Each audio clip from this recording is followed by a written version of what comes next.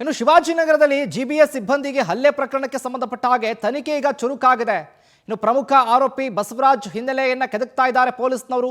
Footpath ಕಬ್ಜಾ ಮಾಡಿ ಹಫ್ತಾ ವಸೂಲಿಯನ್ನ ಮಾಡ್ತಾ ಇದ್ದಂತೆ ಈ ಬಸವರಾಜ್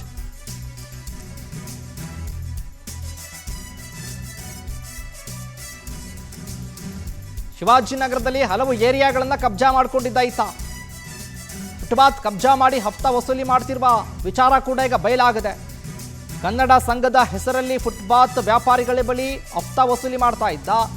ಫುಟ್ಪಾತ್ನಲ್ಲಿದ್ದ ಎಲ್ಲ ಅಂಗಡಿಗಳ ಮಾಲೀಕರ ಬಳಿ ಈತ ಹಫ್ತಾವನ್ನು ವಸೂಲಿ ಮಾಡ್ತಿದ್ದ. ಪ್ರತಿದಿನ 200 ರೂಪಾಯಿ ವಸೂಲಿ ಮಾಡ್ತಾ ಇದ್ದ ಈ ಬಸವರಾಜ್. ಹೀಗೆ ಪ್ರತಿ ತಿಂಗಳು ಲಕ್ಷಾಂತರ ರೂಪಾಯಿ ಹಣ ಗಳಿಸ್ತಾ ಇದ್ದ ಆರೋಪಿ. ಫುಟ್ಪಾತ್ ಒತ್ತುವರಿ ತೆರವು ಆದರೆ ಲಾಭ ಕೈತಪ್ಪುತ್ತೆ ಅಂತ ಅಟ್ಯಾಕ್ ಮಾಡಿಸಿದ್ದಾನೆ. ತನ್ನ ಸಂಗಡಿಗರ ಜೊತೆ ಬಂದು ಅಧಿಕಾರಿಗಳ ಮೇಲೆ ಹಲ್ಲೆಗೆ ಪ್ಲಾನ್ ಮಾಡಿದ್ದಾನೆ. ಹಲ್ಲೆ ಮಾಡೋದು ಪೂರ್ವ ನಿಯೋಜಿತ ಅನ್ನೋದೀಗ ಬಯಲಾಗಿದೆ.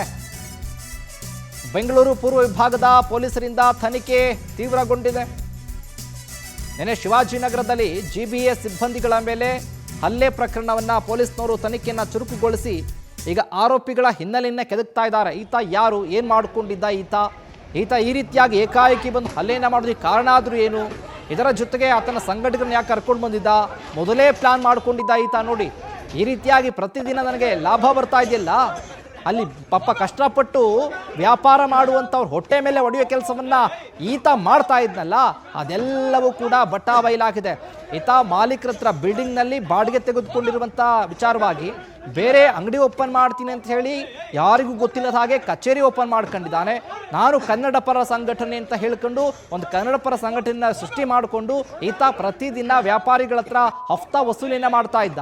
ಯಾವಾಗ ಈ ವ್ಯಾಪಾರಿಗಳನ್ನು ಸ್ವಲ್ಪ ಅಂದರೆ ಮನವೊಲಿಸುವಂಥ ಕೆಲಸ ಆಗಿದೆ, ಯಾಕಂದರೆ ಬೆಂಗಳೂರಿನ ಹಲವು ಭಾಗದಲ್ಲಿ ಒತ್ತುವರಿ ಕೆಲಸ ಆಗಿದೆ, ಸಹಜವಾಗಿ ಮಾಡ್ತಾ ಇದ್ದಾರೆ ಅಧಿಕಾರಿಗಳು.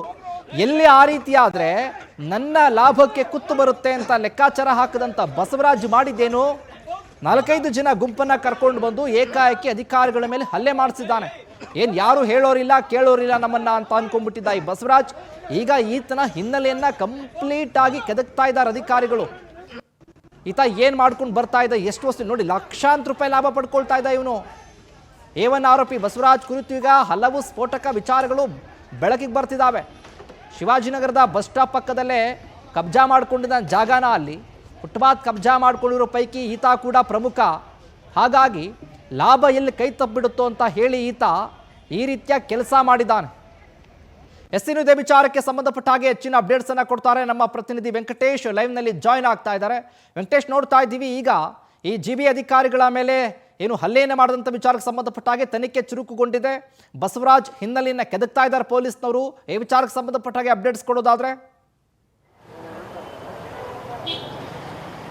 ನಿನ್ನೆ ಜಿಬಿ ಅಧಿಕಾರಿಗಳ ಮೇಲೆ ಹಲ್ಲೆ ಮಾಡಿದಂತಹ ಈ ಬಸವರಾಜ್ ಪಡಿಕೋಟಿ ಮತ್ತು ಈ ಗ್ಯಾಂಗ್ಗೆ ಸಂಬಂಧಪಟ್ಟಂತೆ ಈಗಾಗಲೇ ಕಮರ್ಷಿಯಲ್ ಸ್ಟ್ರೀಟ್ ಪೊಲೀಸರು ಕೂಡ ಆರೋಪಿಗಳನ್ನು ಬಂಧಿಸಿ ವಿಚಾರಣೆಯನ್ನು ಮಾಡ್ತಾ ಇರುವಂಥದ್ದು. ಈತನ ಹಿನ್ನೆಲೆಯನ್ನು ನೋಡೋದಾದರೆ ಏನು ಕಳೆದ ಕೆಲವು ವರ್ಷಗಳ ಹಿಂದೆ ಕೂಡ ಈ ಶಿವಾಜಿನಗರದಲ್ಲಿ ಕೆಲವು ಮಳಿಗೆಗಳನ್ನು ಕೂಡ ಈತ ಬಾಡಿಗೆಗೆ ಪಡೆದುಕೊಂಡಿದ್ದ. ಅದಾದ ಬಳಿಕ ಅದಕ್ಕೆ ಝೀರೋ ಇನ್ವೆಸ್ಟ್ಮೆಂಟ್, ಅಂದರೆ ಅಲ್ಲಿದ್ದಂಥ ಅವರಿಗೆ ಸಮಸ್ಯೆಗಳನ್ನು ಪರಿಹಾರ ಮಾಡಿಕೊಡ್ತೀವಿ ಅಂತ ಹೇಳಿ ಅಂಗಡಿಗಳನ್ನು ಬಾಡಿಗೆ ಕೊಟ್ಟು ಪ್ರತಿನಿತ್ಯ ಕೂಡ ಹಣವನ್ನು ವಸೂಲಿ ಮಾಡ್ತಿದ್ದ ಅನ್ನುವಂಥದ್ದು ಕೂಡ ಗೊತ್ತಾಗಿದೆ.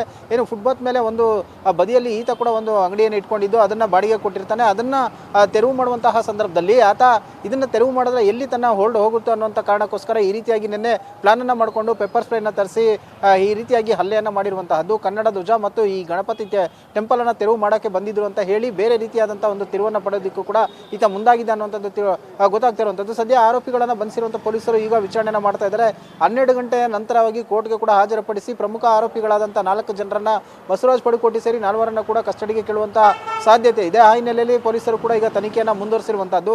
ಈ ಶಿವಾಜಿನಗರ ಸುತ್ತಮುತ್ತ ಕೂಡ ಇದೇ ರೀತಿಯಾದಂತಹ ಒಂದು ಹಫ್ತಾ ವಸೂಲಿಯನ್ನು ಮಾಡ್ತಾ ಇದ್ದ ಅಂತ ಹೇಳಿ ಕೂಡ ಈಗಾಗಲೇ ತಿಳಿದು ಬಂದಿದೆ. ಪೊಲೀಸರು ಆ ಆಂಗಲ್ನಲ್ಲೂ ಕೂಡ ಸದ್ಯ ತನಿಖೆಯನ್ನು ಮಾಡ್ತಾ ಇರುವಂಥದ್ದು. ಮೂಲತಃ ಯಾದಗಿರಿಯ ಸುರಪುರ ತಾಲೂಕಿನಾದಂತಹ ಈ ಬಸವರಾಜ್ ಪಡಿಕೋಟಿ ಆರಂಭದಲ್ಲಿ ಬಂದು ಕೆಲವು ಸಂಘಟನೆಗಳ ಜೊತೆ ಗುರುತಿಸಿಕೊಂಡಿದ್ದು. ಅದಾದ ಬಳಿಕ ತನ್ನದೇ ಆದಂತಹ ಹೋಲ್ಡನ್ನು ಇಟ್ಕೊಂಡು ಈ ರೀತಿಯಾದಂತಹ ಒಂದು ಹಫ್ತಾ ವಸೂಲಿ ಮಾಡುವಂಥದ್ದು. ನೊಂದವರ ಜೊತೆಗೆ ನಾನು ಏನೋ ಒಂದು ಪರಿಹಾರನ ಕೊಡಿಸ್ತೀನಿ ಅಂತ ಹೇಳುವಂಥ ಮೂಲಕವಾಗಿ ಈತ ತನ್ನದೇ ಆದಂತಹ ಒಂದು ಟೀಮನ್ನು ಕಟ್ಕೊಂಡು ಈ ರೀತಿಯಾಗಿ ಮಾಡ್ತಾ ಇದ್ದ ಅಂತ ಹೇಳಿ ಕೂಡ ಗೊತ್ತಾಗಿದೆ. ಸದ್ಯ ಘಟನೆಗೆ ಸಂಬಂಧಪಟ್ಟಂತೆ ಈಗ ಕಮರ್ಷಿಯಲ್ ಸ್ಟ್ರೀಟ್ ಪೊಲೀಸ್ ಠಾಣೆಯಲ್ಲಿ ಕೂಡ ಪ್ರಕರಣ ದಾಖಲಾಗಿರುವಂತಹದ್ದು. ಶಿವು. ಓಕೆ ವೆಂಕಟೇಶ್, ನಿಮ್ಮೆಲ್ಲ ಅಪ್ಡೇಟ್ಸ್ಗಾಗಿ ಧನ್ಯವಾದ.